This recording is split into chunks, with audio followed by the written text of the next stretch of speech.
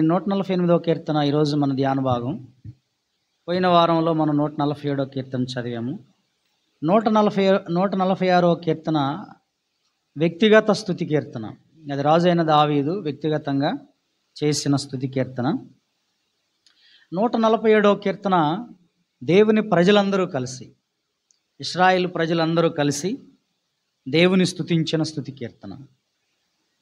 148వ కీర్తన అంతా కూడా universal Sam అంటారు దీన్ని. అంటే అంతా కూడా విశ్వవ్యాపితంగా, విశ్వమంతా ఆయన్ని కీర్తించడం, ప్రైజ్ చేయడం లేదా స్తుతించడం.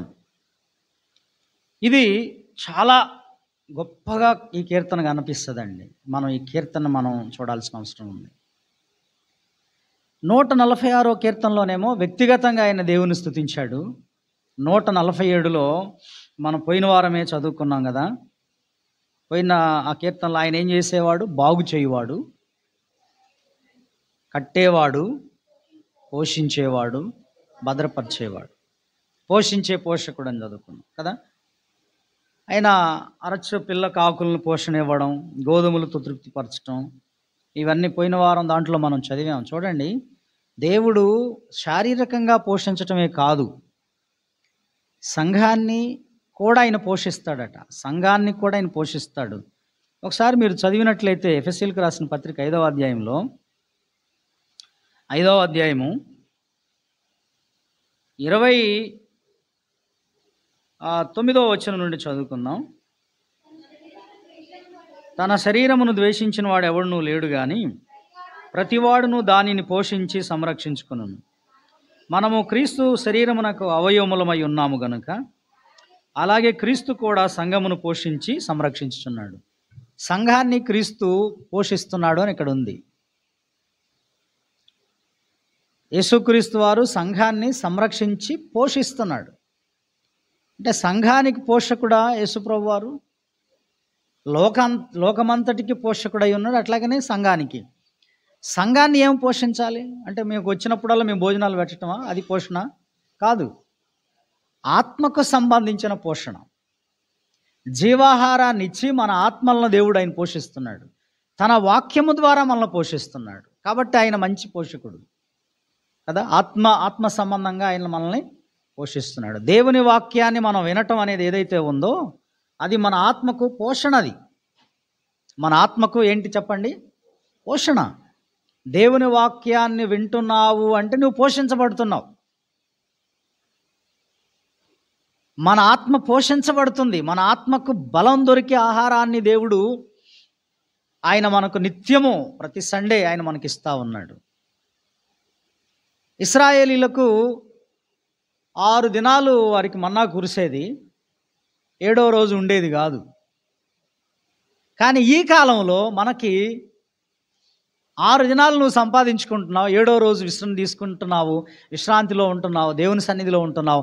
ఆ విధంగా దేవుడు మనల్ని పోషిస్తున్నాడు. Praise the lord. కనుక మన ఆత్మలు బ్రతకాలి అంటే, మన ఆత్మలు జీవించాలంటే మన ఆత్మకు పోషణ కావాలి. శరీరానికి ఎట్లాగైతే పోషణ అవసరమో, శరీరానికి పోషణ అవసరమా లేదా? ఫీడింగ్ అవసరం ఉందా లేదా? పిల్లలకు ఫీడింగ్ ఉండాలా? మనకు ఉండాలా పోషణ? అట్లయితేనే మన శరీరాలు శుష్కించిపోకుండా ఆరోగ్యంగా ఉంటాయి. అంతే కదా. సరి అయిన మినరల్స్, సరి అయినటువంటి విటమిన్స్, సరి అయినటువంటి ప్రతి ఆహారం అవసరం కదా మన శరీరానికి. అలాగనే మన ఆత్మ కూడా బలం పుంజుకుని ఉండాలంటే తప్పనిసరిగా దేవుని వాక్యం వినాలి. అప్పుడే మన ఆత్మలు పోషించబడతాయి. లేకపోతే మన ఆత్మలు చచ్చిపోతాయి. ఆత్మలో చనిపోయిన వాడికి దేనికి పనికిరాడు. అతడు శారీరకంగా బ్రతుకుతున్నట్లుగా ఉన్నా దైవ దృష్టిలో అతడు చచ్చిపోయినట్లు లెక్క.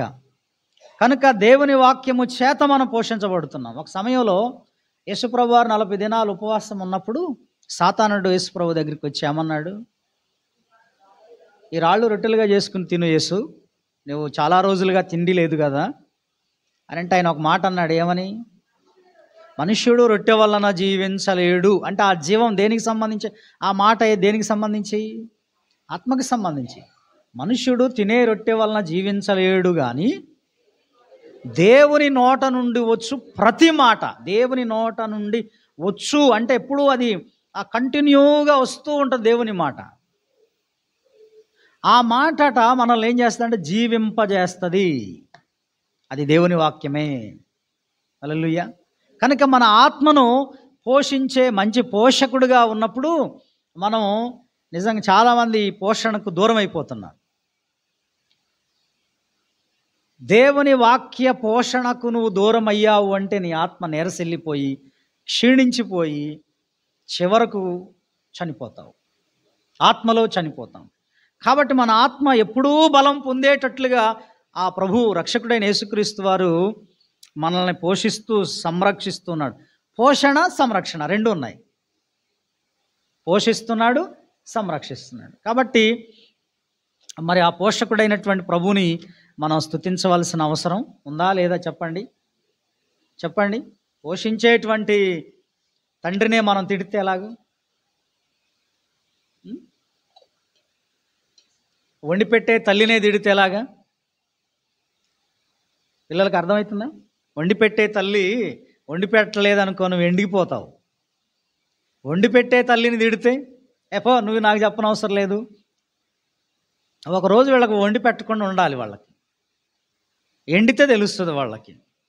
అలాగే ఒక 10 రోజులు సెలవు తీసుకుని మీ నాన్నగారు ఏ పని చేయకుండా రే నేనేం చేయనురా మీరే ఉండండి అని చెప్పి అనాలి, తెలుస్తుంది వీళ్ళకి. అంతేనా? అలాగనే పరలోకపు తండ్రిని కూడా మనం రిజెక్ట్ చేసామనుకోండి, మన జీవితాలు దుర్భరం అయిపోతాయి, మన ఆత్మలకు కూడా నిస్సారం అయిపోతాయి. అందుకే ఆయన మంచి పోషకుడు, ఆయన స్తుతించాలి. 148వ కీర్తనలోకి వద్దాం. మన అత్యంత ప్రాముఖ్యమైన పాఠం మనం అందులోకి వద్దాం. 148వ కీర్తన ఈరోజు మనం ధ్యానించేటువంటి కీర్తన 148. ఈ కీర్తన విశ్వములో ఉన్నటువంటి ప్రతిదీ స్తుతించమని ఈ భక్తుడు ఆహ్వానిస్తున్నాడు. ఈ కీర్తన ఉన్నవాడైన దేవుణ్ణి సమస్తము స్తుతించాలని పిలుస్తున్నాడు ఆయన భక్తుడు. సృష్టి యావత్తు అది ఉనికిలోనికి రావడానికి కారణం ఒక ఆయన ఉన్నాడు, ఆయనే దేవుడు.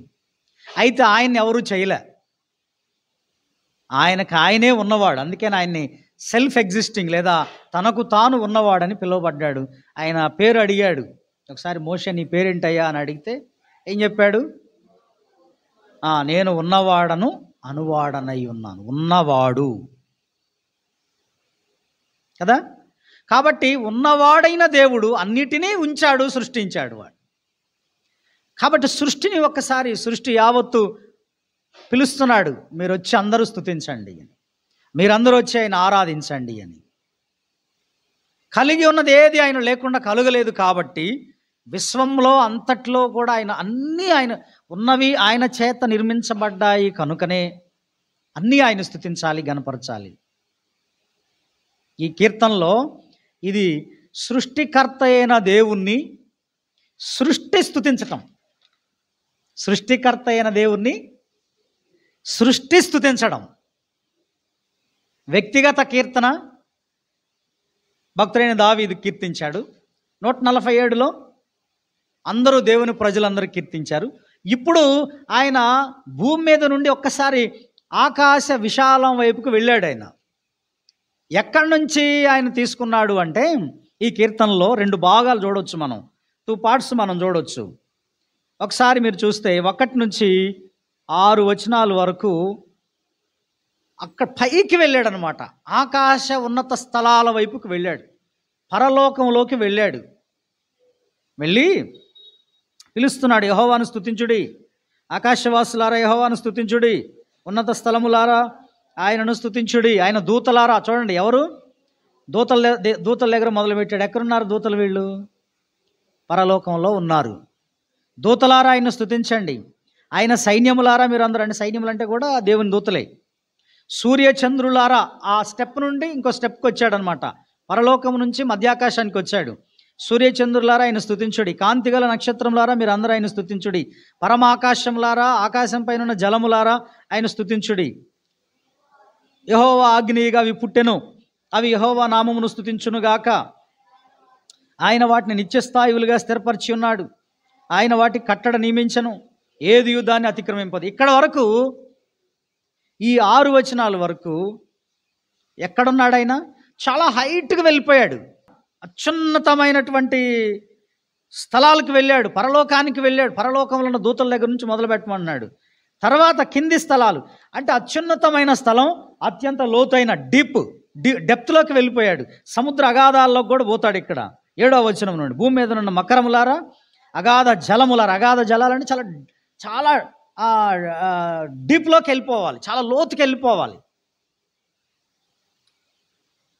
అగ్ని, వడగండ్లారా, హిమమా, ఆవిరి, ఆయన ఆజ్ఞ నెరవేర్చు తుఫాను. ఇదంతా కూడా ఈ మనకు కనబడుతున్నటువంటి యూనివర్స్కి సంబంధించింది. పైన క్రింద ఈ 2 భాగాలని మీరు సరిగ్గా అర్థం చేసుకుంటే, భక్తుడు వీళ్ళందరిని ఆహ్వానిస్తున్నాడు.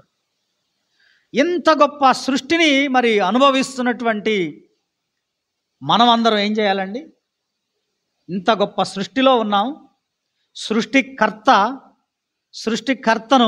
సృష్టి అంతా పూజించాలని, సృష్టి అంతా స్తుతించాలని ఆహ్వానించబడుతున్నాం.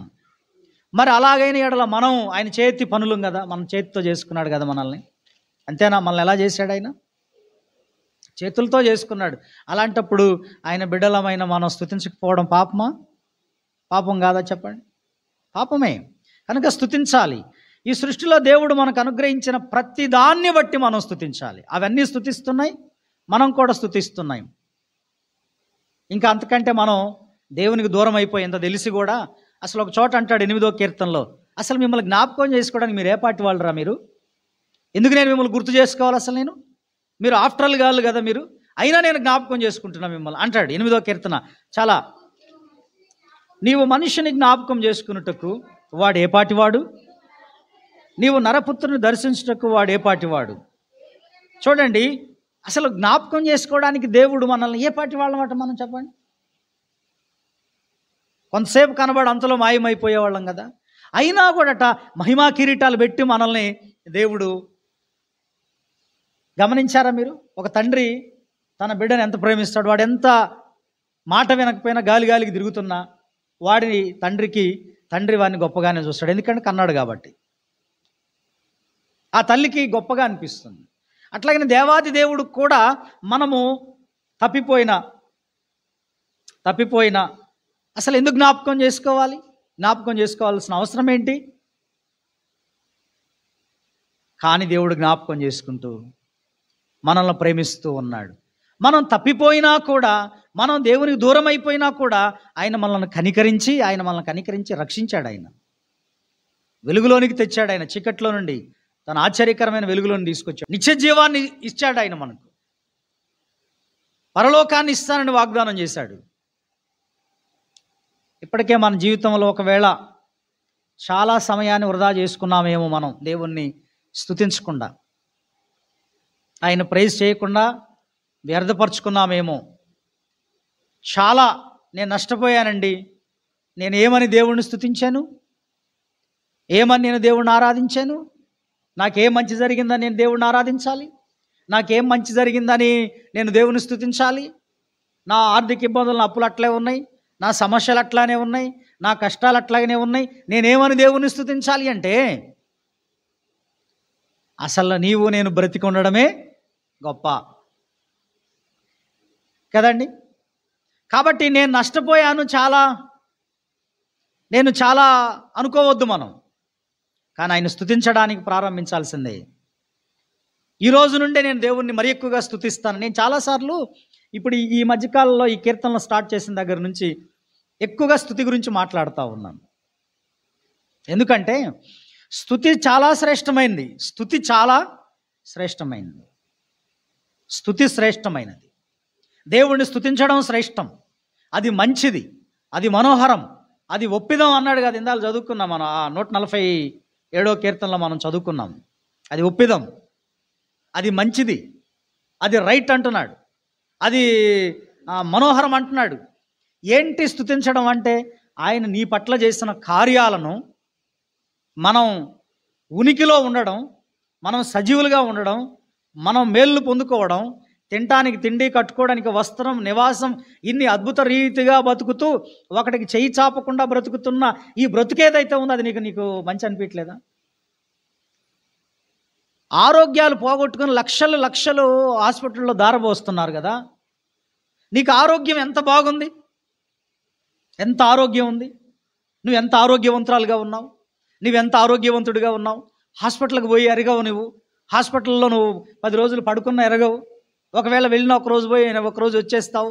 ఇంత అద్భుతమైనటువంటి ఆరోగ్యాన్ని ఇచ్చిన దేవుడికి, దేవా నిన్ను స్తుతిస్తున్నానయ్యా నాకు ఇచ్చిన ఆరోగ్యం అని చెప్పలేమా? మనం చెప్పలేమా? కాబట్టి స్తుతించడం శ్రేష్టం, ఇది గుర్తుపెట్టుకోండి. అందుకే భక్తుడైనటువంటి కీర్తనాకారుడు తన దగ్గర నుంచి కాదు కానీ పైనుంచి చెప్తున్నాడు, దేవదూతల దగ్గర నుంచి మొదలుపెట్టాడు. ఈ కీర్తనలో 148వ కీర్తన అంతట్లో మెయిన్ పాయింట్ ఏంటంటే సృష్టించబడినదంతా సృష్టి అంతా ఆయన స్తుతించాలి. That is main point. ఈ కీర్తనలో ఉన్నటువంటిది ముఖ్యాంశం ఏంటంటే సృష్టింపబడినదంతా సృష్టికర్తను స్తుతించాలి. చాలామంది బైబిల్ పండితులు, మెనీ స్కాలర్స్ అండ్ ప్రొఫెసర్ చాలామంది ఏం చెప్పారంటే, పాస్టర్స్ చాలామంది నమ్మేది ఏంటంటే, నేను కూడా నమ్మేది ఏంటంటే 148వ కీర్తనలో అన్ని ఫీల్డ్స్ ఆఫ్ స్టడీ ఇందులో ఉందండి. అన్నీ ఇందులో ఉన్నాయి. ఉదాహరణకి ఉన్నత స్థలముల నివాసులారా, ఆకాశవాసులారా అన్నాడు, కాస్మాలజీ. ఇక్కడ నువ్వు ఏ స్టడీ అని తీసుకో, దానికి సంబంధించిన ఇందులో మనకు కనబడుతుంది. ముఖ్యమైన స్టడీస్ అన్ని ఇందులో ఉన్నాయండి. కాస్మాలజీ అంటే ఏంటి? విశ్వావిర్భావ శాస్త్రం, విశ్వం ఎట్లా పుట్టింది, విశ్వం యొక్క స్థితిగతులు ఏంటి తెలిపే శాస్త్రాన్ని కాస్మాలజీ అంటారు. ఆస్ట్రానమీ, ఖగోళ శాస్త్రం ఉంది ఇందులో. ఆస్ట్రోఫిజిక్స్ ఉంది, ఖగోళ భౌతిక శాస్త్రం. ఆస్ట్రో మ్యాథమెటిక్స్ ఉంది, ఖగోళ గణిత శాస్త్రం. తర్వాత ఆస్ట్రో కెమిస్ట్రీ ఉంది ఇందులో. ఇవన్నీ నేను చెప్పాలంటే, విడదీసి చెప్పాలంటే చాలా ఉన్నాయి.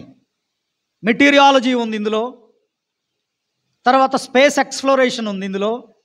ఇంకా చెప్పాలంటే జువాలజీ ఉంది ఇందులో, బోటనీ ఉంది ఇందులో, ఆంథ్రోపాలజీ ఉంది. ఆంథ్రోపాలజీ అంటే మానవ శాస్త్రం, జీవశాస్త్రం, అలాగనే ఇంకా రసాయన శాస్త్రం, అలాగనే ఇంకేంటండి వృక్ష శాస్త్రం. ఇవన్నీ ఇందులో ఈ 148వ కీర్తనలో మనం స్టడీ చేస్తే ఇందులో మనకి ఇవన్నీ కనిపిస్తాయి. ఇందులో కనిపిస్తాయి ఇవన్నీ కూడా. ఎంత అద్భుతం అంటే ఇవన్నీ నిజం అన్నమాట. ఈ రోజున ఇవన్నీ లక్షల కోట్లు పెట్టి యూనివర్సిటీల్లో చదువుతున్నారు. చదవడం తప్పంట్లా, చదువుకోవాలి. ఇవన్నీ ఈ శాస్త్రాలన్నీ ఎక్కడి నుంచి వచ్చి అనుకున్నారు? ఏం చూసి వీళ్ళు క్రియేట్ చేయగలిగారు? ఆ విశ్వాంతరాల్లోకి పోయి వాటి మీద పరిశోధనలు జరిపి వాటిని కనుగొని వాటి మీద థీసిస్ రాసి అవి కళాశాలలకు అందించి యూనివర్సిటీల్లో పెట్టి ఇదిగో మేము ఇది కనుగొన్నామని చెప్పారు. లక్షల కోట్లు పెట్టి చదువుతున్నారు మన విద్యార్థులు. కానీ మనిషి చదువుకోవడానికి, ఇలాంటివన్నీ అధ్యయనం చేయడానికే సగం జీవితకాలం పెడుతున్నాడు. లక్షలు ఖర్చు వెచ్చిస్తున్నాడు, అలాగనే జీవితకాలాన్ని సగం వెచ్చిస్తున్నాడు జీవితకాలాన్ని. కానీ ఒక్కసారి ఈ శాస్త్రాలన్నీ అధ్యయనం చేస్తున్నటువంటి సైంటిస్టులు ఈ కాస్మాలజీ వెనుక లేదా ఈ విశ్వం వెనుక ఏదో ఒక శక్తి ఉందని ఒకటైతే చెప్పారు, కానీ ఆ శక్తి ఎవరు అని చెప్పడానికి వాళ్ళ మనసు ఒప్పలేదు, వాళ్ళకి మనసు రాలేదు. వాళ్ళకి అది దేవుడు అని చెప్పడానికి ఎంత మాత్రం ఒప్పుకోలేదు. ఈనాడు శాస్త్రం పేరుతో వీళ్ళు జ్ఞానులు అని చెప్పారు, జ్ఞానులు అని చెప్పుకుంటున్నారు. మేము సైంటిస్టులం, మేము గొప్ప అని చెప్పుకుంటున్నారు. కానీ దేవుడు సృష్టించిన సృష్టిని, నీళ్లను చూసి, చెట్లను చూసి, పుట్టలను చూసి వీళ్ళు పుస్తకాలు రాసి మనకు విద్యార్థుల ముందు మనకు, అరే ఇదిరా గాలి ఇట్లా వస్తుంది, ఇదిగో మేఘాలు ఇట్లా ఘనీభవించి వర్షం వస్తుంది, ఇదిగో ఇలాంటి భూమిలో ఇలాంటి పొరలు ఉన్నాయి, భూమి లోపలికి పోతే ఎంత ఉంది, ఎంత లోతుంది లేకపోతే ఆ భూమి పై భాగం నుంచి లోపలికి పోయే కొద్దీ 1 కిలోమీటర్కి 1 డిగ్రీ ఉష్ణోగ్రత పెరుగుకుంటూ పోద్దురా, చివరికి పోయేసరికి అక్కడ పోయేసరికి మధ్యలో కోర్ ఉంటుంది, అక్కడ పోయేసరికి లక్షల డిగ్రీలు ఉష్ణోగ్రత ఉంటుంది, కరిగిపోయి ఖనిజాలంతా భూమి అంతా ఇలా ఉంటుందిరా అని చెప్పి పొరలు తీసి చూపించారు సైన్స్. అని బైబిల్ ఎప్పుడో చెప్పింది అవన్నీ కూడా, 100 సంవత్సరాల క్రితం 1000 సంవత్సరాల క్రితమే చెప్పేసింది. ఇవన్నీ చూసి మేము జ్ఞానులం అన్నారు, కానీ బైబిల్లో ఉన్న సత్యాన్ని మాత్రం సైన్స్ నమ్మల. చాలామంది క్రిస్టియన్ సైంటిస్టులు అయితే బైబిల్లో నుంచి అనేకమైన ఆవిష్కరణలు చేశారు. చాలామంది క్రిస్టియన్ సైంటిస్టులు, వాళ్ళల్లో మీకు తెలిసిన ఆయన ఒక్క ఆయన పేరు చెప్తారా? ఒక్కడిని చెప్పండి మీరు, ఒక క్రిస్టియన్ సైంటిస్ట్ పేరు చెప్పండి. రాజ్ కుమార్ గారు ఒక క్రిస్టియన్ సైంటిస్ట్ పేరు ఒక్కడన్నా? విలియం కేరీ మిషనరీ, ఆయన కాదు. థామస్ ఆల్వా ఎడిసన్, ఐన్స్టీన్, ఇంకా చాలామంది ఉన్నారు కదా, కోపర్నికస్, న్యూటన్, వీళ్ళందరూ వాళ్ళే. వీళ్ళందరూ ఈరోజు నేను చెప్పిన ఇవేవైతే ఉన్నాయో, ఆస్ట్రో మ్యాథమెటిక్స్ కానీ, ఆస్ట్రానమీ కానీ, ఆస్ట్రోఫిజిక్స్ కానీ, ఇవన్నీ వాళ్ళు చెప్పినాయనండి. ఐన్స్టీన్, వీళ్ళందరూ కూడా. అయితే ప్రియమైన దేవుని బిడ్డలారా, ఇవన్నీ కూడా ఇంత ఉత్కృష్టమైనటువంటి ప్రపంచ ఈ జగత్తు ఇదంతా మనం చూసినప్పుడు దీని వెనక ఒక మహత్తర శక్తి ఉంది. ఆ శక్తి ఎవరో కాదు, దేవుడే అని ప్రపంచం తెలుసుకోక వెనకబడిపోయారండి. అది చాలా బాధాకరం కదా. అందుకే ఈ 148వ కీర్తనలో ఏమన్నాడు చూద్దాం మనం. మొదటి వచనం, యెహోవాను స్తుతించుడి, ఆకాశవాసులారా యెహోవాను స్తుతించుడి, ఉన్నత స్థలముల నివాసులారా యెహోవాను స్తుతించుడి. ఎవరు స్తుతించాలట ఇక్కడ? ఉన్నత స్థలముల నివాసులు. వాళ్ళు స్తుతించమంటున్నాడు. మీరు రండి, మీరు స్తుతించండి దేవుణ్ణి. భక్తుడు ఆహ్వానిస్తున్నాడు, రండి. ఇంకా ఎవరు? ఆయన దూతలారా మీరందరూ ఆయన స్తుతించుడి. అంటే ఇది ఒక విధంగా చెప్పాలంటే మన అందరం చర్చిలో నిలబడి కోయర్లో మీటింగ్స్ అప్పుడు కోయర్లో నిలబడి పాడతాం చూసారా, అలాంటిది ఒక గ్రాండ్ కోయర్ అనమాట ఇది. అర్థమైందా మీకు? ఎవరెవరిని పిలుస్తున్నాడు ఆయన? రండి మనం అందరూ స్తుతిద్దాం. ఎక్కడి నుంచి మొదలుపెట్టాడు? ఉన్నత స్థలముల నివాసులారా, ఓ దూతల్లారా, సూర్యచంద్ర నక్షత్రాలారా, ఆయన సైన్యములారా, ఆకాశములారా, ఆకాశంపై ఉన్న జలములారా, రండి, కమాన్, మనం అందరం ప్రైజ్ చేద్దాం దేవుణ్ణి అని ఆహ్వానిస్తున్నాడు కదా. ఎంత బాగుందండి ఈ క్వైర్. ఇది దీని యూనివర్స్ క్వైర్ అనొచ్చు అనమాట. ఇది ఇంత అద్భుతమైనటువంటి కీర్తన ఇందులో మనకు కనిపిస్తూ ఉంది. రెండవ వచనం మీరు చూసినప్పుడు ఆయన దూతలారా, బాగా జాగ్రత్తగా గమనించండి. ఇక్కడ ఆయన దూతలారా, దూతలు ఎవరు? మనం అప్పుడప్పుడు కొన్ని సబ్జెక్ట్స్ నేను సండే చెప్పను, కొన్ని మన బైబిల్ స్టడీ అయినటువంటి ఆదివారము, శుక్ర, శనివారాలు చెప్తున్నా. దేవదూతలకు సంబంధించిన ఏంజిలాలజీ అంటారు దాన్ని. థియాలజీలో ఏంజిలాలజీ అంటే దేవదూతల శాస్త్రం, దేవదూతల గురించిన అధ్యయనం. చాలామంది దేవదూతలు దేవుని సమక్షంలో ఉన్నారు. కోట్ల కొలది దూతలు ఉన్నారు, కోట్ల కొలది దూతలు. వాళ్ళందరూ కూడా దేవుణ్ణి స్తుతిస్తున్నారని మనందరికీ తెలుసు కదా. స్తుతిస్తున్నారా? దేవదూతలు ఉన్నారా ఇక్కడ? మీరు దేవదూతలు స్తుతిస్తున్నారా? ఒక్క వాక్యం చెప్పండి మీరు, దేవదూతలు స్తుతించే వాక్యం అక్కడ చెప్పండి. ఎవరు అన్నారా? చెప్పండి, గట్టిగా చెప్పండి. పరిశుద్ధుడు, పరిశుద్ధుడు, పరిశుద్ధుడు అని కోట్ల కొలది దూతలు, కెరూబులు, శరాపులు పరలోకంలో ఉండి దేవుని ఆరాధిస్తున్నట్లుగా యెషయా ప్రవక్త 6వ అధ్యాయంలో రాశాడు కదా. కోట్ల కొలది దూతలు ఆయనకున్నారు, కోట్ల కొలది వారు ఆరాధిస్తూ ఉన్నారు. ఎందుకంటే వారిని కూడా దేవుడు సృష్టించాడు, కానీ వారు ఆరాధనకు యోగ్యులు కారు, వారు ఆరాధించబడటానికి యోగ్యులు కారు. వారిని మనం ఆరాధించకూడదు, వారిని మనం పూజించకూడదు. దైవవాక్యంలో ఒకసారి ఒక దేవదూత వచ్చాడు ఎవరి దగ్గరికి? యోహాను గారి దగ్గరికి వస్తే ఆయన కాళ్ళ మీద పడిపోయాడు. బాబు, నేను కూడా నీలాంటి వాడినే, నా దగ్గర సాగిలపడొద్దు, దేవునికే నమస్కారం చేయ అన్నాడా కదా. కాబట్టి దేవదూతలు వారు దేవుని వాక్కు చేత సృజించబడ్డారు, దేవుని మాట చేత వారు సృజించబడ్డారు. వారు దేవుని ఆరాధిస్తున్నారు, దేవుని స్తుతిస్తున్నారు, కానీ వారిని మనం ఆరాధించకూడదు. ఎందుకంటే వారు కూడా సృష్టిలో భాగం, దేవుని మాట చేత వారు సృజించబడ్డారు. చాలామంది మాకు దేవదూతలు ప్రత్యక్షమయ్యారు, దేవదూతలు చాలా గొప్ప గొప్ప అని చెప్తారు. దేవదూతలు హైలైట్ చేసి దేవుడిని తక్కువ చేసేటువంటి వాళ్ళు కూడా ఉన్నారు. అది తప్పు. దేవదూతల్ని హైలైట్ చేసి దేవుణ్ణి తక్కువ చేస్తే పాపం అయింది. ఎందుకంటే దేవదూతలు కూడా దేవుని చేత సృష్టించబడ్డారు. దేవుని సృష్టిలో ఒక అద్భుత ప్రపంచం అది. వాళ్ళు అసలు మనందరికంటే ముందున్నటువంటి వాళ్ళు. Praise the lord. మీరు ఒకసారి వీళ్ళ గురించి చూస్తే ప్రకటన గ్రంథం 4వ అధ్యాయంలో ఆ యోహాను భక్తుడు రాస్తాడు. యోహాను ప్రకటన గ్రంథం 4వ అధ్యాయంలో ఒకసారి తీయండి. 4వ అధ్యాయం 8వ వచనం.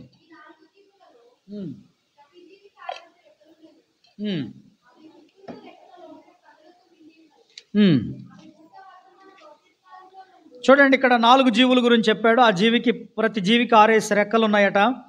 అవి చుట్టూ రెక్కల లోపటను కన్నులతో నిండి ఉన్నవి. అవి భూత వర్తమాన భవిష్యత్ కాలంలో సర్వాధికారియు దేవుడునగు ప్రభువు పరిశుద్ధుడు పరిశుద్ధుడు పరిశుద్ధుడని మానక రాత్రింబగళ్ళు చెప్పుచుండును. ఇవన్నీ కూడా అంటున్నాయి. ఏమంటున్నాయి? అవి స్తుతిస్తున్నాయట. సింహాసనములందు ఆసీనుడై ఉండి యుగ యుగములు జీవించుచున్న వానికి మహిమయు ఘనతయు కృతజ్ఞతాస్తుతులు కలుగునుగా కానీ జీవులు కీర్తిస్తున్నాయట.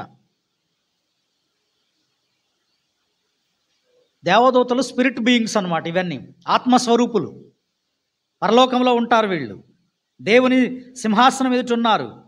దేవుని సమక్షంలో ఉండి నిరంతరం మానక రాత్రింబగళ్ళు గాన ప్రతిగానాలు చేస్తూ దేవుని మహిమపరుస్తూ, ప్రభువా మా దేవా నీవు సమస్తమును సృష్టించితివి, నీ చిత్తమును బట్టి అవి ఉండెను, దాన్ని బట్టియే సృష్టింపబడిన గనుక నీవే మహిమ ఘనత ప్రభావములు పొందటానికి అర్హుడవని ఇవన్నీ చెప్తూ ఉన్నాయి. అక్కడున్న 24 పెద్దలు, కెరూబులు, సెరాపులు, 4 జీవులు చాలా ఉంటాయి కదండి. అక్కడ దేవదూతల్లో ర్యాంక్స్ ఉన్నాయన్నమాట. ఏంజల్స్లో చాలా అత్యున్నతమైనటువంటి ర్యాంకులు కలిగి ఉన్నాయి, వర్గాలు ఉన్నాయి అక్కడ. ఇవన్నీ దేవుని స్తుతిస్తున్నాయి. 24 పెద్దలు, సింహాసనాలు, శక్తులు, అధికారులు, ప్రభుత్వాలు, ఇవన్నీ పరలోక సంబంధమైనటువంటివి. ఇవన్నీ దేవుణ్ణి ఆరాధిస్తున్నాయి. వీటన్నిటికీ పంచభూతముల మీద అధికారం ఉంది. దేవుడు ఇచ్చేశాడు వాటికి. ఆయన సృష్టించి అధికారం ఇచ్చాడు. ఇట్లా మీరు ఈ రెఫరెన్స్లన్నీ మీరు చదువుకుంటే చాలా ఉంటాయి. ప్రకటన గ్రంథం 5వ అధ్యాయం 11 నుంచి 14 వచనాలు. అక్కడ కూడా మరి 11వ వచనం నుండి చూస్తే, మరియు నేను చూడగా సింహాసనమును జీవులను పెద్దలను ఆవరించి ఉన్న అనేక దూతల స్వరం వినబడిన. వారి లెక్క కోట్ల కొలదిగా ఉండి, కోట్ల కొలది దూతలు. ఇంత అని మనకు తెలియదు లెక్క, ఆ దేవుడికే తెలుసు. వాళ్ళందరూ ఏమంటున్నారు? వధింపబడిన గొర్రెపిల్ల అంటే యేసుక్రీస్తు శక్తియు ఐశ్వర్యమును జ్ఞానమును బలమును ఘనతయు మహిమయు స్తోత్రమును పొందనర్హుడని గొప్ప స్వరంతో వీళ్ళందరూ కేకలేస్తున్నారు. స్తుతిగానాలతో నిండిపోయింది పరలోకం. కోట్ల కొలది దూతలు యేసు ప్రభువుని, తండ్రి అయిన దేవుణ్ణి గణపరుస్తున్నారు, మహిమపరుస్తున్నారు. కెరూబులు, శరాపులు, 4 జీవులు, 24 పెద్దలు, శక్తులు, అధికారములు, ప్రభుత్వములు, సింహాసనాలు అన్నీ జడ్ పరలోకంలో అక్కడ ఎంతమంది ఉన్నారు? అంతమంది కోట్ల కొలది. ఇంకా మనకు గాబ్రియల్ గారు, మిఖాయేలు గారు, ఇంకా మనుషుల కంటే ఎన్నో రెట్లు బలవంతులైనటువంటి దూతలు ఉన్నారండి. వాళ్ళందరూ ఆయనకి సాగిలపడి నమస్కారం చేస్తున్నారు. అని మనం చేస్తున్నామా? స్తుతిస్తున్నామా? మనం అది చేయట్లే. ఇట్లా మనం చెప్పుకుంటూ పోతే వీళ్ళందరినీ దేవుడు తన స్వహస్తములతో చేశాడని ఆ 148వ కీర్తన 5వ వచనంలో మనం చూస్తాం. మీరు చదవండి మళ్ళీ ఒకసారి. 148వ కీర్తన. యెహోవా ఆజ్ఞ ఇయ్యగా, దేవుడు ఆజ్ఞాపిస్తే అవి పుట్టాయి. కలగాలి అన్నాడు, అంతే, అవి కలిగాయి, అవి పుట్టాయి. కొలస్సీ 1:6లో కూడా ఆయన అవి ప్రభుత్వాలైనా దేవదూతలైనా అవి ఏవైనా సరే యేసుక్రీస్తు వారు లేకుండా సృజించబడలేదు అంటాడు. కాబట్టి ఇవన్నీ మీరు చదవండి. తర్వాత 103వ కీర్తన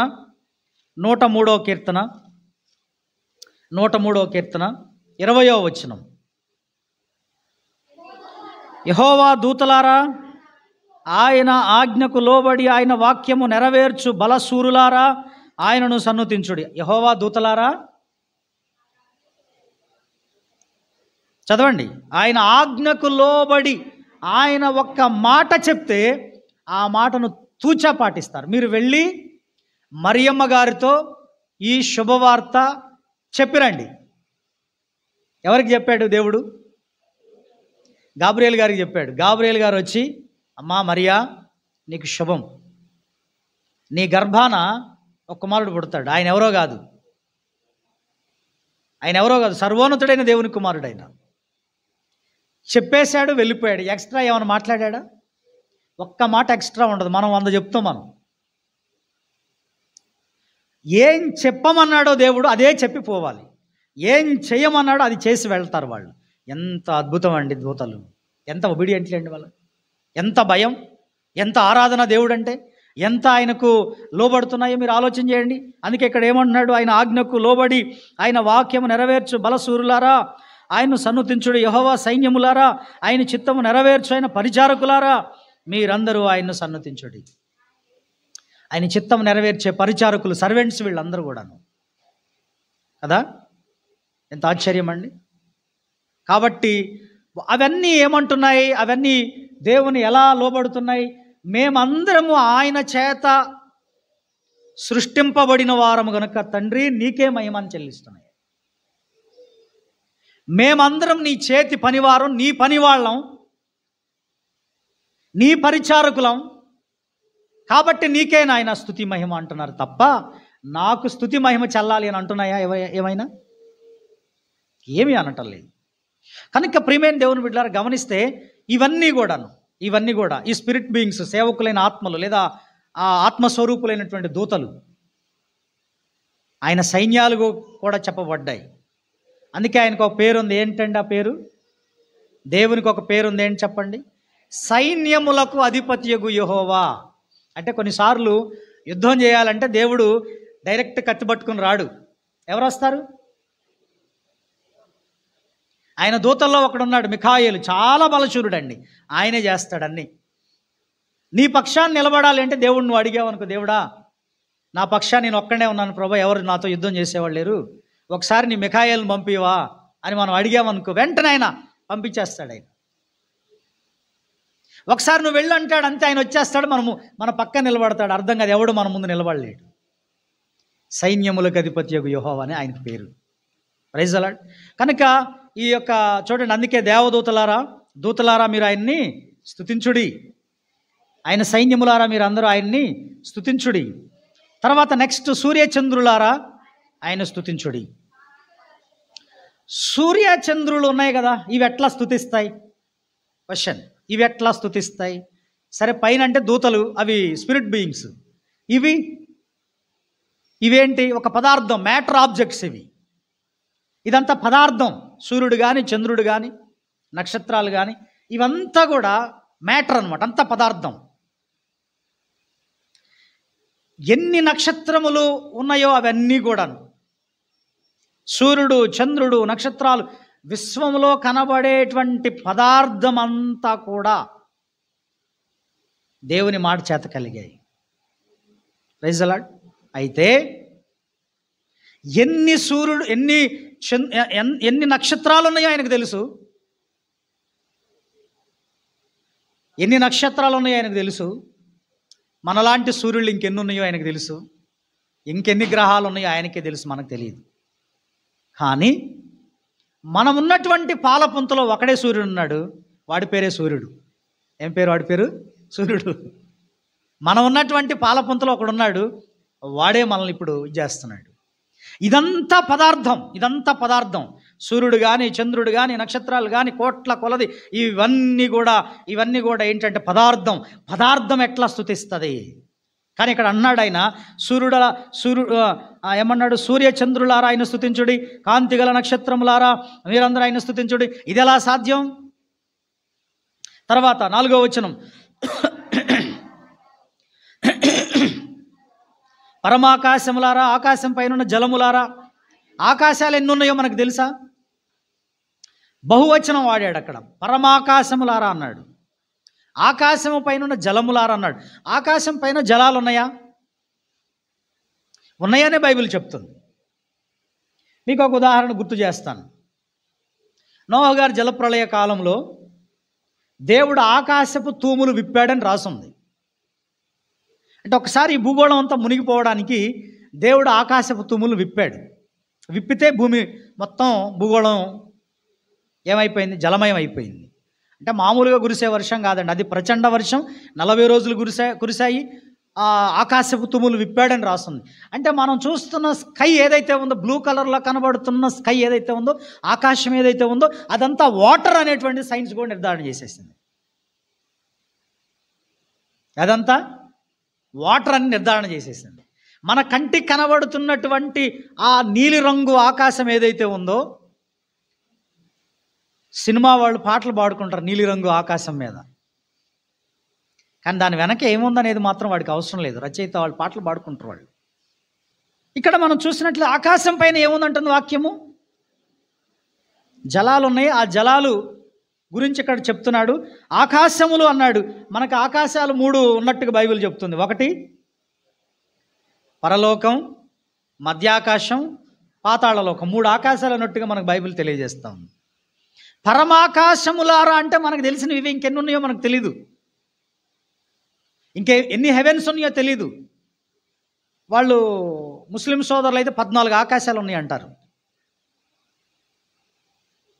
కానీ బైబిల్ మాత్రం చెప్పింది 3 ఆకాశాలు. కానీ దాన్ని చాలా ఎక్కువగా చెప్తున్నట్టుగా కనబడతా ఉంది. అయితే ఆకాశాలు కానీ మహాకాశాలు కానీ ఇదంతా పదార్థమే. సూర్యుడు, చంద్రుడు, నక్షత్రాలు. ఆకాశము గురించి చెప్పాలంటే చాలా పెద్దదండి. వీటన్నిటిలో కోట్ల కొలది ఒక గెలాక్సీలో 100 బిలియన్ల నక్షత్రాలు ఉంటాయట. అంటే నేను ఈ కీర్తనలో కొంత సైన్స్ను కూడా జోడించి కొద్ది తెలుసుకున్న, మనం ఏమి నేర్చుకున్నామో అది కూడా మీకు చెప్పాలి కాబట్టి నేను చెప్తున్నాను. ఒక గెలాక్సీలో 100 బిలియన్ల నక్షత్రాలు ఉంటాయట. సైన్స్ చెప్పింది. ఒక 100 బిలియన్ల నక్షత్రాలు అంటే ఎంత అని చెప్పలేము మనం, చాలా కోట్లు. ఇవన్నీ తీసుకుని ఒక చోటకు తీసుకొస్తే ఇంత ముద్ద అయిద్దట. ఆకాశం ఇంకా పెద్దది, ఇంకా చాలా విశాలంగా ఉంటుంది. మీకు అర్థమైందా?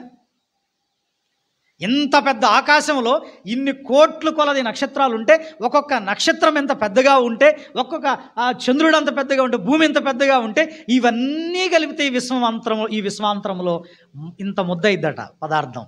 దాన్ని పోల్చుకుంటే, దేని పోల్చుకుంటే? ఆకాశాన్ని పోల్చుకుంటే. కాబట్టి ఆకాశం ఎంత విశాలమైనదో మీరు ఆలోచన చేయండి. ఆకాశం అనేది కూడా ఒక పదార్థం. ఆకాశం పైన ఉన్నవి జలాలు. మీకు ఆదికాండం 1వ అధ్యాయంలో మీరు చూస్తే, దేవుడు సృష్టి చేసేటప్పుడు పైన జలములను ఒక చోట ఉండాలి అని చెప్పినప్పుడు అవి పైకి అలా వెళ్ళిపోయినాయట. అవి ఆకాశం అని పేరు పెట్టాడు. కింద జలాలని ఒక చోట కూర్చబడి అవన్నీ ఒక చోట భూమి దగ్గర ఉండాలి అన్నప్పుడు అవన్నీ ఏమైపోయాయి? సముద్రాలు అయిపోయాయి. ఉన్నారా ఇక్కడే? బైబిల్ చాలా గొప్పదండి, గుర్తుపెట్టుకోండి. పరిజ్ఞానం ఇందులో చాలా ఉంది. మనం తెలుసుకోవాలి అండి. బైబిల్ని మనం చదువుతున్నప్పుడు, దీన్ని చదువుతున్నప్పుడు, బయట ప్రపంచాన్ని చదువుతున్నప్పుడు బైబిల్ చదువు మీకు ఆటోమేటిక్గా అర్థమైపోతుంది. కాబట్టి ఆకాశము, పైనున్న ఆకాశము జలాలని బైబిల్ చెప్తుంది. ఈ భక్తుడు వాటిని పిలుస్తున్నాడు. ఆకాశాన్ని పరమాకాశాలను పిలుస్తున్నాడు. రండి మనం అందరం స్తుతిద్దాం అంటున్నాడు. సూర్యచంద్ర నక్షత్రాలను పిలుస్తున్నాడు. వీళ్ళందరూ, ఇదంతా పదార్థం కదా, ఎలా స్తుతిస్తుంది? మళ్ళొక్కసారి మీకు గుర్తు చేస్తాను. యెషయా గ్రంథం 40వ అధ్యాయం 26వ వచనం చదవండి. కొన్ని మాటలు మీరు రిఫరెన్స్లు చూస్తే మీకు కొంతవరకు ఒక అవగాహన వస్తుంది. 40వ అధ్యాయం 26వ వచనం. మీ కన్నులు పైకెత్తి చూడుడి, వీటిని ఎవడు సృజించను? వీటి లెక్క చొప్పున వీటి సమూహములు బయలుదేరజేసి వీటన్నిటికీ పేరులు పెట్టి పిలుచువాడు కదా. తన అధిక శక్తి చేతను, తన కలిగి ఉన్న బలాతిశయము చేతను ఆయన ఒక్కటైనను విడిచిపెట్టడు. ఒకసారి మీరు కనులెత్తి పైకి చూడండి. ఈ నక్షత్రాలు ఇవన్నీ కనిపిస్తున్నాయి కదా, వీటికి ఒక లెక్క ఉంది. ఏముందట? ఒక కౌంట్. దేవుడు ఈ విశ్వంలో ఎన్ని కోట్ల నక్షత్రాలు పెట్టాడు ఆయనకే తెలుసు. వాటిని సమూహాలుగా పిలుస్తాడట. అవి వస్తూ ఉంటాయి, అవి మనకు తెలియదు. వాటికి పేర్లు పెట్టాడు. ఇప్పుడు కొంతమంది సైంటిస్టులు ఇప్పుడు పరిశోధనలు చేస్తున్న వాళ్ళు ఒక్కొక్క స్టార్కి పేరు పెడతా ఉంటారు, వాళ్ళు కనుగొన్న దాన్ని బట్టి. ఉదాహరణకు 70 సంవత్సరాలకు ఒకసారి తోకచుక్క ఒకటి భూమి మీదకి వస్తుంది, భూమి దగ్గరకు వస్తుందట. దాని పేరేంటి? హేలీ తోకచుక్క. హేలీ అని ఆయన దాన్ని కనుగొన్నాడు కాబట్టి దానికి ఆ పేరు పెట్టాడు. కానీ యాక్చువల్గా దేవుడు ఏం పెట్టాడో మనకు తెలియదు కదా. కానీ వాటన్నిటికి పేర్లు ఉన్నాయి, సమూహాలు ఉన్నాయి, లెక్క ఉంది. వాటన్నిటికి సృష్టికర్త అయిన తన అధిక బలం చేత, తన అధిక శక్తి చేత వాటన్నిటిని ఆయన సృజించాడు. ఇదంతా పదార్థం. ఇంకా రెఫరెన్స్లు చూడండి మీరు. 45 యెషయా గ్రంథం 18వ వచనం, 45:18. త్వరగా చూడండి. ఈరోజు ఈ 6 వచనాల వరకే నేను చెప్తాను, పూర్తిగా చెప్పను. 45:18. ఆకాశములకు సృష్టికర్త యగు యెహోవాయే దేవుడు, ఆయన భూమిని కలుగజేసి దాన్ని సిద్ధపరచి స్థిరపరచను. నిరాకారంగా ఉండినట్లు ఆయన దాన్ని సృజింపలేదు, నివాస స్థలమగునట్లుగా దాన్ని సృజించాను. ఇక భూమి దగ్గరికి వస్తే, భూమిని మనుషులు జీవజాలము నివసించున్నట్లుగా దీన్ని సృష్టించాడట. ఎంత అద్భుతం, ఎంత బాగుందో మీరు గమనించండి. యోబు గ్రంథం 9వ అధ్యాయం, యోబు గ్రంథం 9వ అధ్యాయం 6-9 వచనాలు.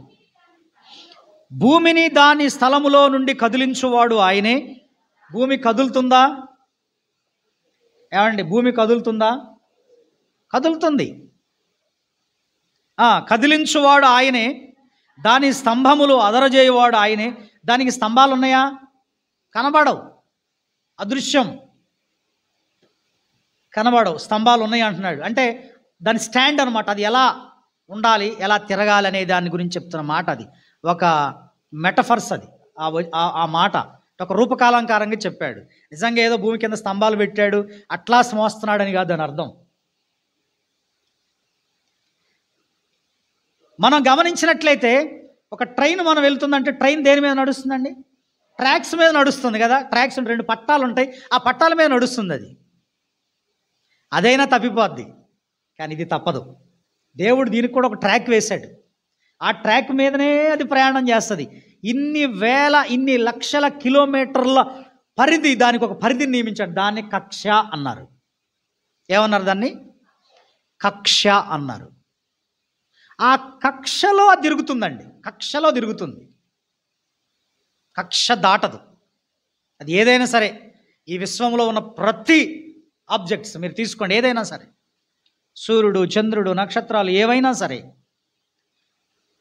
అందుకే దేవుడు ఎంత గొప్పవాడో మీరు ఆలోచన చేయండి. అందుకే స్తుతించమంటున్నాడు. 37:18 యోబు గ్రంథం 37:18 యోబు గ్రంథం 37:18.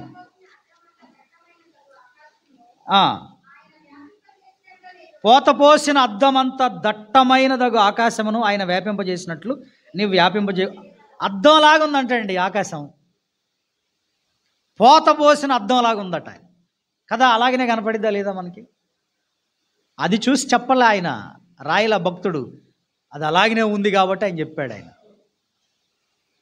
భూమి కదులుతుంది, కదిలించువాడు. దానికి ఒక నియమం పెట్టాడు, దానికి ఒక పద్ధతి పెట్టాడు, ఆకాశానికి ఒక పద్ధతి పెట్టాడు, వీటన్నిటికీ ఒక సృష్టికర్త ఆయన. ఇవన్నీ ఆయనే కలుగజేశాడు అని ఇవన్నీ చెప్తున్నాయి. అయితే అవన్నీ ఎట్లా స్తుతిస్తాయి అనేది ఇక్కడ క్వశ్చన్ మార్క్. నేను ఇందాటి నుంచి చెప్తుంది అదే. ఇంత అద్భుతమైనటువంటి అద్భుత ప్రపంచం ఎట్లా స్తుతిస్తుంది? ఫర్ ఎగ్జాంపుల్కి ఒక ఎత్తైన బిల్డింగు కట్టారనుకోండి, అపార్ట్మెంట్స్ చూస్తూ ఉంటే చాలా బాగా అనిపిస్తాయి, చాలా బాగా అనిపిస్తాయి. వీడు ఏం కట్టాడయ్యా, ఎలాగుందండి ఈ బిల్డింగ్, ఎంత బాగుందండి ఈ బిల్డింగ్. ఒక్కసారి ఆ బిల్డింగ్ని చూసినప్పుడు బిల్డింగ్ చాలా బాగుందని చెప్పి అన్నప్పుడు ఆ బిల్డింగ్ అంటది, పిచ్చాడా, నేను ఇంత బాగా నిలబడటానికి, ఇంత బాగా ఇక్కడ స్టాండ్ అవ్వడానికి, ఇంత బాగా కొలతలు, ఇంత మెటీరియల్ పెట్టి కట్టినోడు ఒకడు ఉన్నాడు రా నాయన. నన్ను చూసినో నా వెనక ఒకడు ఉన్నాడు కట్టినోడు అని చెప్తుందా లేదా చెప్పండి? అప్పుడు మనం వెంటనే కట్టిన ఆయన దగ్గర పోయి, ఆ కట్టించిన ఆయన ఎవరో ఉంటారు, ఆ ఓనరు, ఆయన దగ్గర పోయి, సార్ ఎవరండి మీరు కట్టింది, ఈ ప్లాన్ ఎవరండి మీకు ఇచ్చింది, ఈ ప్లాన్ ఎవరు ఇచ్చారు, చాలా బాగా ఇచ్చారు, ఎంత ఖర్చు అయిందండి, ఏమేమి మెటీరియల్ పెట్టారండి, ఎలా పెట్టారండి, ఇదంతా మనం అడుగుతాం. ఎవరిని అడుగుతాం? కట్టించినోడిని అడుగుతాం. ఆ కట్టినోడి దగ్గర పోతాం, మళ్ళీ ఆయన పట్టుకొచ్చి మళ్ళీ కట్టించుకుంటాం. అంటే ఇది ఏం చెప్పిందండి మనకి ఇన్ఫర్మేషను? ఈ బిల్డింగ్ ఇచ్చిన ఇన్ఫర్మేషన్ ఏంటి చెప్పండి? బాబు, ఇంత అందమైనటువంటి 20 అంతస్తుల భవనాన్ని నువ్వు నన్ను చూస్తున్నావు కదా, ఇలానే నిలబడటానికి నువ్వు ఇలా నా వైపు చూడటానికి ఒక కారణం ఉంది. నా వెనక ఒక కట్టినోడు ఒకడు ఉన్నాడు, అదిగో ఆయన పోయి అడుగుపో అని చెప్పిందా లేదా చెప్పండి సమాచారం? అర్థమైందా మీకు నేను చెప్పిన ఈ మాట? ఉదాహరణ అర్థమైందా మీకు? అది మనకి చెప్తుందండి, ఏమని వివరించింది అది మనకి సమాచారం? కట్టిన ఆయన ఒక ఆయన పోయి ఆయన అడగండి, ఆయన గొప్పోడు, నేను కాదు, నన్ను నిలబెట్టింది ఆయన. నేను పడకుండా ఇంత బాగా అందంగా కట్టింది ఆయన అడగండి పోయి. ఆయన ఎంత గొప్పోడు, ఆయనకి ఎంత తెలివి ఉందో చూడండి, ఆయనకి ఎంత నాలెడ్జ్ ఉందో చూడండి, ఆయన ఎంత సివిలో చూడండి, ఆయన ఎంత బాగా దీన్ని చేయాలనుకున్నాడో మీరు ఆయన అడగనంటే ఆయన చెప్తాడు, ఆయన దగ్గర ఉండదు జ్ఞానం. అట్లాగనే దేవాది దేవుడు ఎలాంటి వాడు తెలుసా?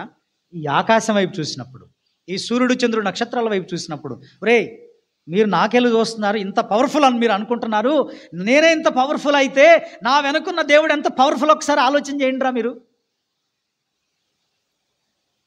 అనేటువంటి సందేశం సూర్యుడు ఇస్తున్నాడా? బైబిల్ చెప్తుందా? ఒకసారి చూద్దాం. 19వ కీర్తన అవి చెప్తాయంట. ఒకసారి అవి ఎట్లా స్తుతిస్తున్నాయో, ఏమి ఇస్తున్నాయో ఆన్సర్ మనకి, అవి ఏమని మనకి ప్రకటన ఇస్తున్నాయో చూద్దాం ఒకసారి. 19వ కీర్తన అందరు తీయండి. 19వ కీర్తన మొదటి నుండి చూద్దాం. ఆకాశములు దేవుని మహిమను వివరించుచున్నవి.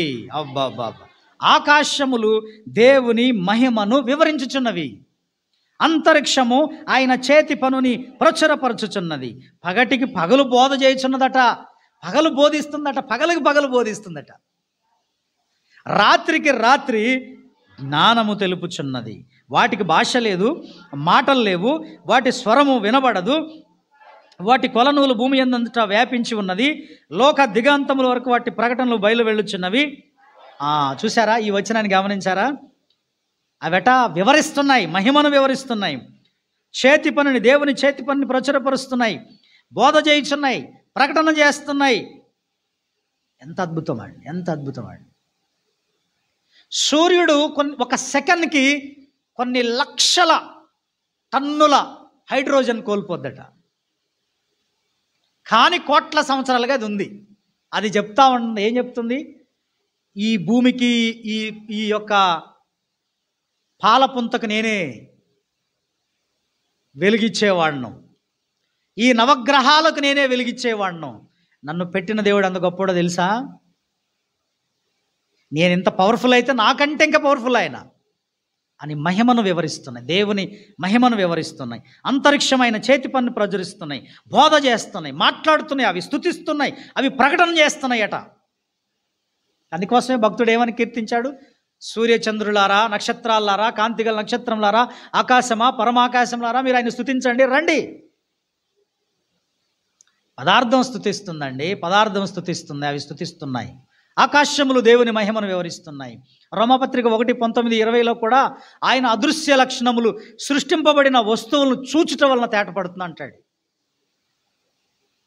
ఆయన అదృశ్యంగా ఉన్నాడు, కనబడ్డు. కానీ మనకు కనబడేది ఏంది చెప్పండి? ఈ సృష్టి కనపడుతుంది, కానీ సృష్టి వెనక అదృశ్య శక్తి ఉంది. అదే దేవుడు. కానీ దాని సైన్స్ ఒప్పుకోవట్లే. దాని అంతటికి అదే వచ్చింది, ఉనికిలోకి అదే వచ్చింది. ఉనికిలోకి అదే వస్తే ఒక భూమి తన చుట్టూ తాను తిరుగుతూ 365 రోజులు, ఒక సంవత్సర కాలము సూర్యుడు చుట్టూ తిరిగి రావడానికి 24 గంటలు తిరిగి తన చుట్టూ తిరిగి 365 రోజులు సూర్యుడు చుట్టూ తిరిగి రావడానికి పడుతుంది కదా. ఒక నిర్దిష్టమైనటువంటి కొలమానములో, అందుకే మీకు చెప్పాను, ఇందాకలే చెప్పాను. ఏం చెప్పాను? దీంట్లో ఏముంది చెప్పండి? ఆస్ట్రో మ్యాథమెటిక్స్ ఉంది, ఖగోళ గణితం ఉంది. దానికి ఒక నిర్దిష్టమైనటువంటి కాలం, కక్ష, దూరం, చంద్రుడికి భూమికి దూరం, ఒక నిర్దిష్టమైన దూరం ఉందా లేదా? ఉంది కాబట్టే అది ఎవరు పెట్టారు? ఆ నిర్దిష్టమైనటువంటి దీనికి నాస్తికులు జవాబు చెప్పలేరు. దానంతటికి అదే ఎలా ఉనికిలోకి వస్తుంది? హేతువు ఒక విషయాన్ని హేతుబద్ధంగా ఆలోచించడం తప్పులేదు. ఉన్నారా ఇక్కడే? హేతుబద్ధంగా ఆలోచించడం తప్పులేదు. కానీ ఆ హేతువుకి సరి అయినటువంటి ఆన్సర్ ఉండాలి. ఇక్కడ బైబిల్ మనకిస్తుంది. ఒక నిర్దిష్టమైనటువంటి కాలం, ఒక నిర్దిష్టమైన దూరం, ఒక నిర్దిష్టమైన కక్ష, భూమి తిరుగుతుంది, చంద్రుడు తిరుగుతున్నాడు.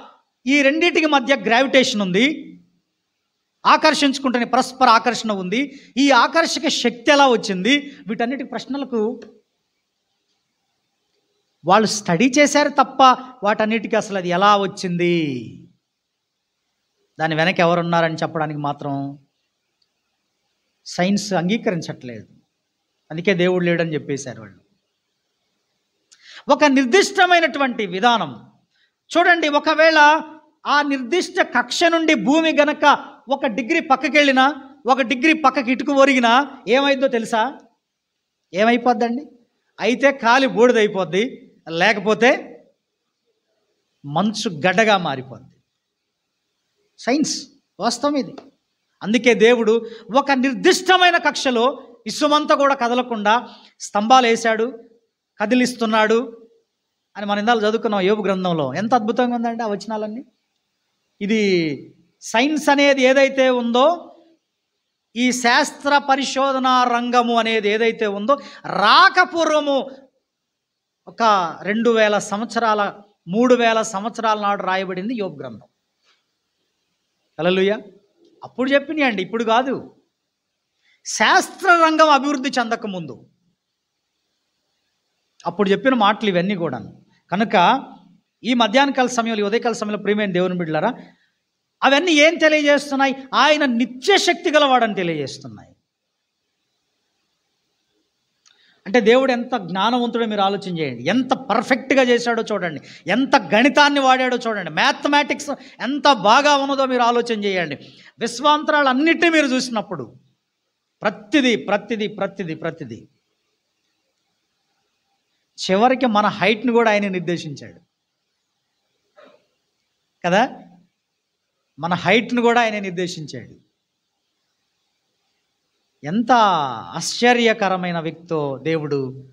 అందుకే ఈరోజు నేను అంటున్నాను, దేవుని స్తుతి యాగము, స్తుతి చేయడం ఎంత అద్భుతకరుడైన దేవుణ్ణి.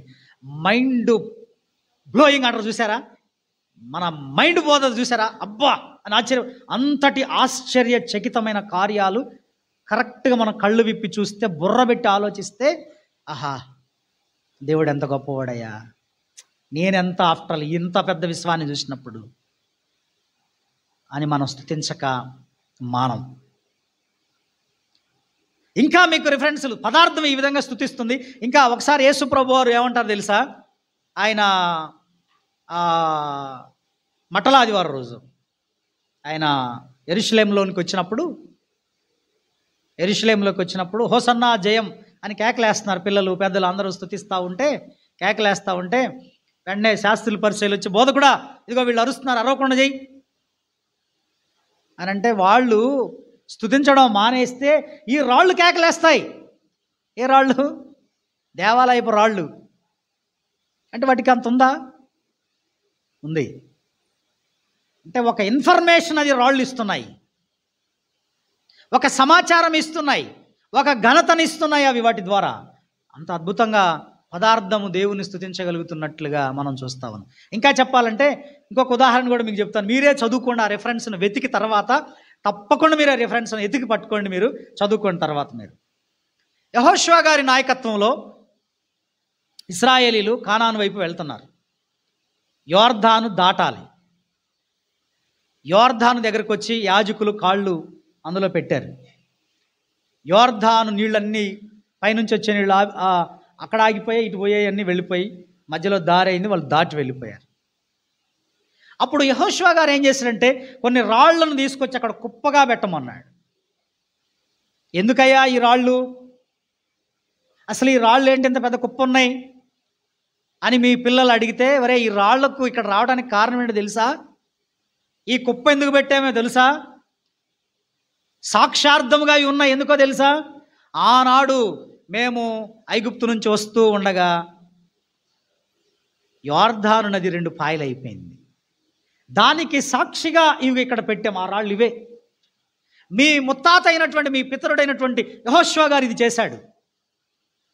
సాక్ష్యం చెప్తున్నాయంట రాళ్ళు. ఏమండి, మీరు గమనించండి, రాళ్లను భూమి సరిహద్దుల్లో పెడతారు, కొలత రాళ్ళు. ఎందుకు ఈ రాయి? ఏం చెప్తుంది ఆ రాయి? చెప్పండి, మీరు చెప్పండి. ఆ రాయి ఎందుకు, ఏం చెప్తుంది? ఇది 433 గజాలు, 333 గజాలు. అబ్బాయి నీ అటువైపు, నేను ఇటువైపు, అంతేనా అది చెప్పేది? దాని అర్థం ఏంటి అసలు? మీనింగ్ ఏంటి అసలు? ఎందుకు ఆ రాయి? రాయే మాట్లాడలే, దాని మీనింగ్ ఏంటి అసలు? అది ఏ రకమైన ఇన్ఫర్మేషన్ ఇస్తుంది, ఏ రకమైన సమాచారం ఇస్తుంది? నీ సరిహద్దు అదే, అక్కడికే. ఈ భూమి ఆయన నన్ను ఇక్కడ పెట్టాడు,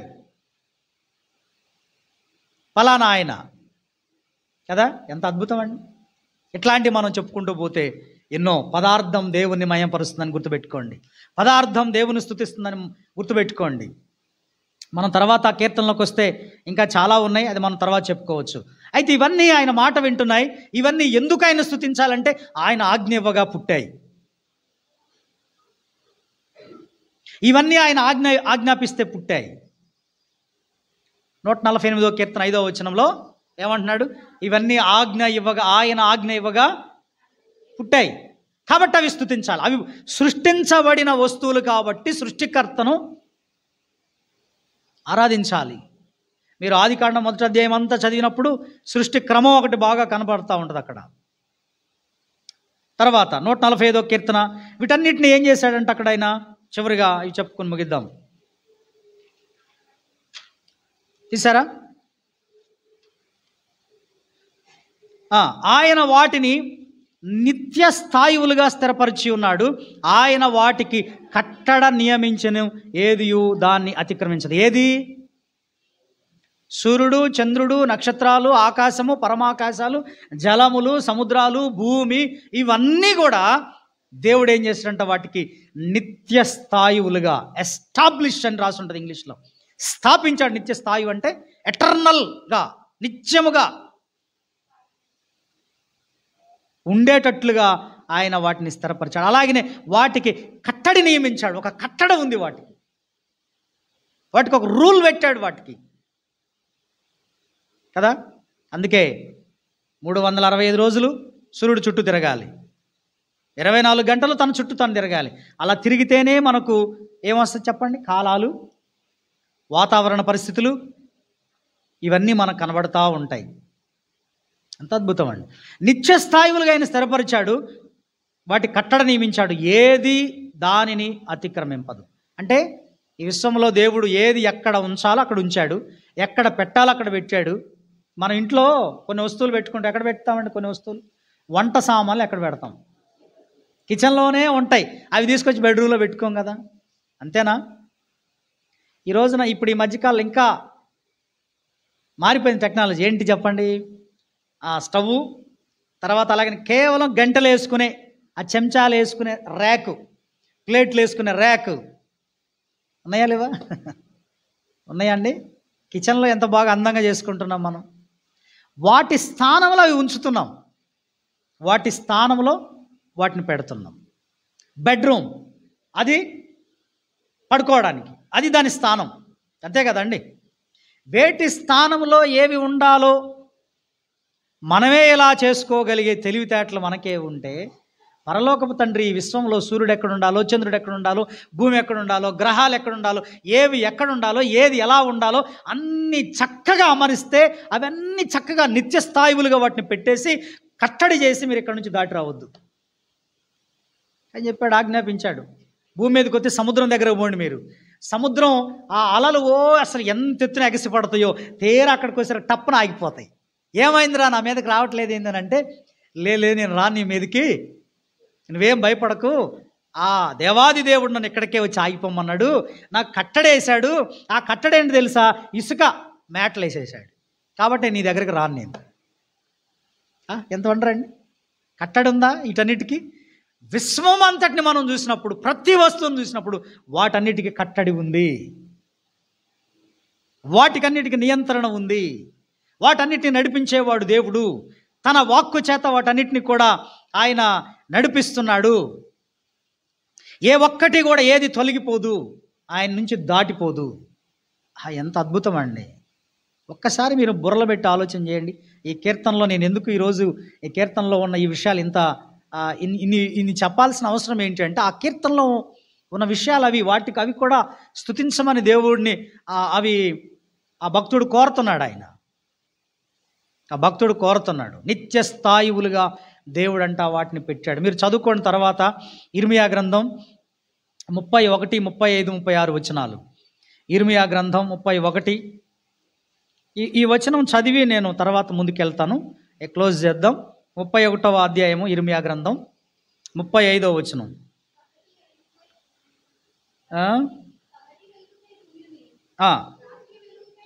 చూడండి, ఇక్కడ పగటి వెలుగుకై సూర్యుడిని, రాత్రి వెలుగుకై చంద్ర నక్షత్రములను నియమించువాడును, దాని తరంగములు ఘోషించున్నట్లు సముద్రమును రేపువాడునగు యెహోవా ఈ మాట సెలవిస్తున్నాడు. సైన్యములకు అధిపతి యెహోవా అని ఆయనకు పేరు. ఆ విషయములు నా సన్నిధి ఉండకుండా, ఆ నియమములు నా సన్నిధిని ఉండకుండా, నియమాలు అంటే ఏంటి? రూల్స్ అన్నమాట, వాటికి ఉన్న రూల్స్ అవి. ఆ నియమములు నా సన్నిధి ఉండకుండా పోయిన ఎడల ఇశ్రాయేలు సంతతి వారు నా సన్నిధిని ఎన్నడును జనముగా ఉండకపోవును. ఆ నియమాలు తప్పితే మీరు కూడా నాకు జనాలుగా ఉండకుండా పోతారు. మీరు సూర్యుడికి ఒక నియమం పెట్టాను, చంద్రుడికి నియమం పెట్టాను, విశ్వమంతటికి ఒక నియమం ఉంది, ఒక కట్టడి ఉంది. అవి గనక తప్పిపోతే, అవి తప్పిపోతే మీరు కూడా నా జనాలు కాదు. ఆ నియమాలు ఎప్పుడు తప్పవు. కాబట్టి నేను మీకు వాగ్దానం చేస్తున్నా, మీరు నా ప్రజలు. ఈ మాట ఎప్పటికీ తప్పదు. హల్లెలూయా! ఎంత అద్భుతం అండి! దేవుడిచ్చే మాట అంత గొప్పది. తర్వాత ఇర్మియా గ్రంథం 33:25. 33:25.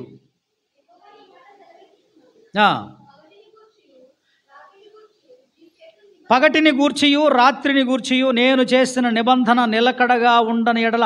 ఈ రాత్రి పగుళ్ళు అనేవి ఉన్నాయి చూశారు, ఈ నియమాలది. అవి నియమం, దైవ నియమం, అది కట్టడది. రాత్రి పగలు నిలకడగా ఉండని ఎడల, భూమి ఆకాశములు గూర్చిన విధులను నియమించువాడను నేను కాని ఎడల. వాటంతటికి అవే వచ్చి నేను చెప్తే ఓ నాస్తికుడా కాదు. ఆ విధులు నేను పెట్టాను, ఆ నియమాలు పెట్టాను, కట్టడి పెట్టా. అవి గనక కాకపోతే అబ్రహాము, ఇస్సాకు, యాకోబుల సంతానమును ఏలుటకు అతని సంతాన సంబంధి అయిన ఏలికను ఏర్పరచుకొనక నేను యాకోబు సంతానపు వాడగు నా సేవకుడైన దావీదు సంతానమును విసర్జింతును. ఇక్కడ మనకు కనబడుతుంది, ఈ నియమాలన్నీ తప్పిపోతే నేను కూడా, నా మాట కూడా వ్యర్థమవుతుంది. ఆ నియమాలు ఎప్పుడూ తప్పకుండా కోట్ల కొలది సంవత్సరాలుగా అలా ఉన్నాయి కదా, కాబట్టి నా మాట తప్పిపోదు. Praise the lord. ఈ ఉదయకాల సమయంలో ఇంత చక్కగా దేవుని వాక్యంలో దేవుడు ప్రతిదాన్ని ఒక నియమబద్ధంగా, ప్రతిదానిని ఒక ఆర్డర్లో నడిపిస్తూ, ప్రతిదీ కూడా ఆయన చక్కగా తన మాట చేత, మహత్తు గల మాట చేత ఆయన నిర్వహిస్తూ ఉన్నాడు. అన్నీ ఆయన స్వాధీనంలో ఉన్నాయి. కొన్నిసార్లు మనం ఏం చేస్తాం తెలుసా, ఈ నక్షత్రాల గ్రహాలు చూసి క్రైస్తవులైన వారు ఆస్ట్రాలజీని నమ్మాల్సిన అవసరం లేదు. క్రైస్తవులు దేవుని ప్రజలం అని చెప్పుకుంటున్న మనం ఏం చేస్తున్నాం తెలుసా, మనమే భయపడుతున్నాం. తిథులు, నక్షత్రాలు ఇవన్నీ మనం చూస్తున్నాం. అది హైందవ సోదరులకి వాళ్ళు నమ్మిన సిద్ధాంతం. క్రైస్తవుడు నీకెందుకు? మనకు అవసరం లేదు. ఈరోజు బాగోలేదు, నిజానికి మనకట దేవుడు అన్ని రోజులు మంచివే. ఒకసారి చదవండి, ఆదికాండం 1వ అధ్యాయంలో 14వ వచనం. దేవుడు పగటిని రాత్రిని వేరుపరచినట్లు ఆకాశ విశాలమందు జ్యోతులు కలుగునుగా కనియు, అవి సూచనలను, కాలములను, దిన సంవత్సరములను సూచించుటకై ఉండుగా కనియు, భూమి మీద వెలిగించుటకవి ఆకాశ విశాలమందు జ్యోతులై ఉండుగా కనియు పలికెను. ఆ ప్రకారమైన దేవుడు ఆ 2 గొప్ప జ్యోతులను, అనగా పగటిని ఏలుటకు పెద్ద జ్యోతిని, రాత్రిని ఏలుటకు చిన్న జ్యోతిని నక్షత్రములను చేసెను. భూమి మీద వెలుగిచ్చుటకు పగటిని రాత్రిని ఏలుటకును, వెలుగును చీకటిని వేరుపరచుటకును దేవుడు ఆకాశ విశాలమందు వాటిని ఉంచెను.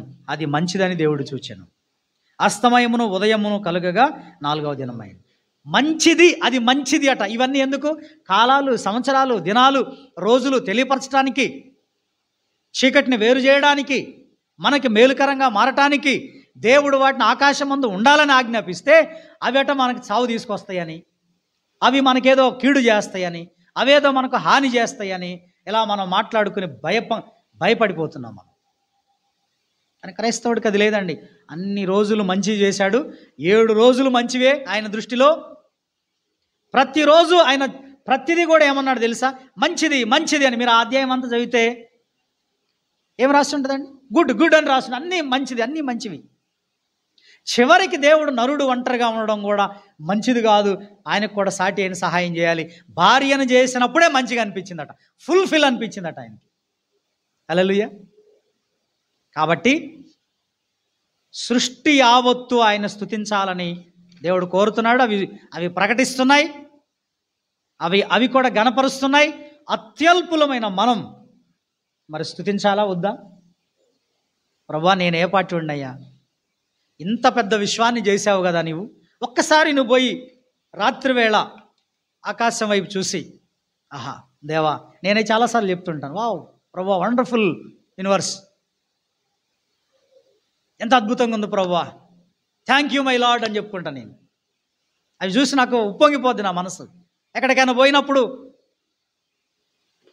గాలిని చూసి, నీరును చూసి, నిప్పును చూసి సినిమా పాటలు పాడకండి.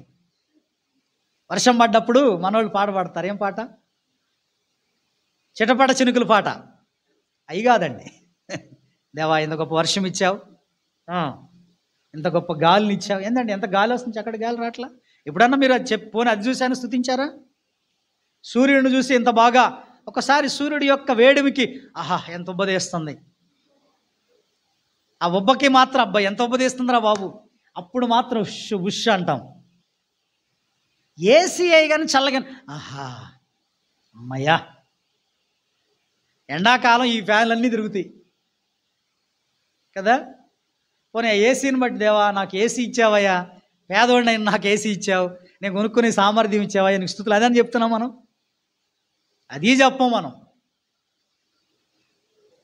కానీ ప్రతి విషయంలో దేవుని స్తుతించడం ఒక క్రైస్తవుడి లక్షణం, అది శ్రేష్టం. నువ్వు స్తుతించడం మొదలు పెడితే నువ్వు ఆశీర్వదింపబడతావు, స్తుతించడం మొదలు పెడితే నువ్వు దీవించబడతావు, స్తుతి చేయడంలోనే నీవు ఆశీర్వాదకరమైన స్థితిలోనికి వస్తావు. ప్రతి విషయంలో ఏది ఉన్నా లేకపోయినా, కష్టమైన నిష్ఠూరమైన స్తుతి చేయుట యథార్థవంతులకు శోభస్కరం. అది అందం, అది మనోహరం, అది ప్రీతికరం దేవునికి. అది మనం చేద్దాం. ఆ మిగిలిన భాగం వచ్చే వారం దేవుని చిత్తమైతే ఆ కింద భాగం కూడా వచ్చే వారం ధ్యానిద్దాం. ఇప్పుడు ఈరోజు మనం 1 నుంచి 6 వచనాల వరకు ఒక పార్ట్ చెప్పాను నేను మీకు. ఎక్కడ ఏ పార్ట్ ఇది? ఆకాశం, దూతలు, పరలోకమందున కోట్ల కొలది దూతలు, ఆకాశ మహాకాశాలు, సూర్యచంద్ర నక్షత్రాలు, పదార్థం అంతా కూడా ఆయన మహింపరుస్తూ స్తుతిస్తూ ఉంది. చర్చికి వచ్చి నువ్వు మౌనంగా ఉంటెట్లా? దేవుని మందిరానికి వచ్చి నోరు మూసుకుని ఉంటెట్లా? కలిసి పాడు, అందరితో కలిసి పాడు.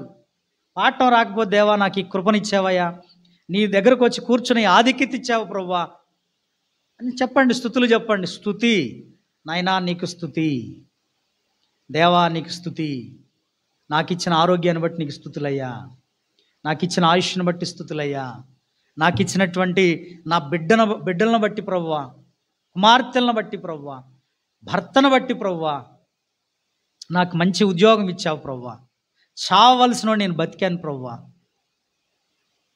నా పిల్లలు మంచిగా చదువుకుంటున్నారయ్యా, నాకు ఆ స్తోమత లేదు ప్రభువా, కానీ చదువుతున్నారయ్యా వాళ్ళు మంచిగా. లేకపోతే నాకు ఈ స్థితి కాదు ప్రభువా, నాకు మంచి ఇల్లు ఇచ్చావయ్యా, నా బిడ్డలకు అసలు వివాహం కాదనుకున్నాను ప్రభువా, జరిగించే మంచి సంబంధాలు ఇచ్చావు ప్రభువా. ఏమండి, ఎన్ని లేవండి? ఎన్ని లేవు చెప్పండి? ఎన్ని? నోరు తెరిచి చెప్పండి, నోరు తెరిచి దేవుని అలా చేయండి, స్తుతించండి. అవి వివరిస్తున్నాయి కదా.